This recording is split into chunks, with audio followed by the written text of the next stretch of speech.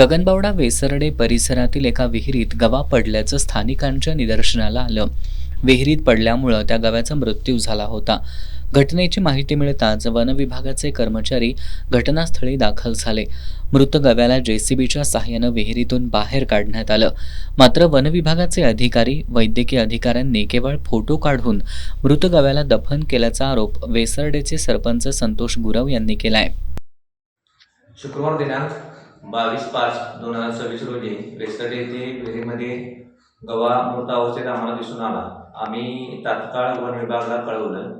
त्यानंतर वन विभागाचे कर्मचारी अधिकारी येऊन त्यांनी गवारेडा जेसीबीच्या साहाय्याने बाहेर काढला।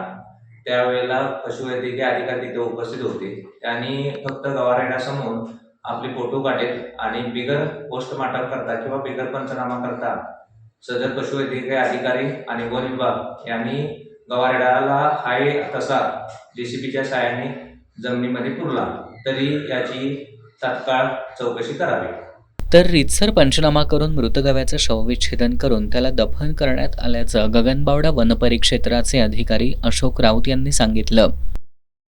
आज रोजी मौजे वेसरडे या ठिकाणी विहिरीमध्ये गवा पडल्याचे कळल्यानुसार आम्ही गगनबावडा वन विभागाचे सर्व कर्मचारी जागेवर जाऊन पाहणी केली असता एक गवा विहिरीमध्ये पडून मृत झाल्याचे कळाले।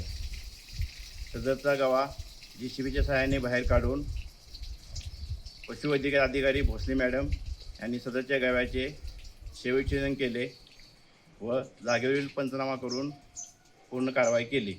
पुढील तपास चालू आहे। गव्याच्या मृत्यूनंतर शवविच्छेदनच्या मुद्द्यावरून सुरू झालेल्या या वादावर आता कसा पडदा पडणार हे बघावं लागेल।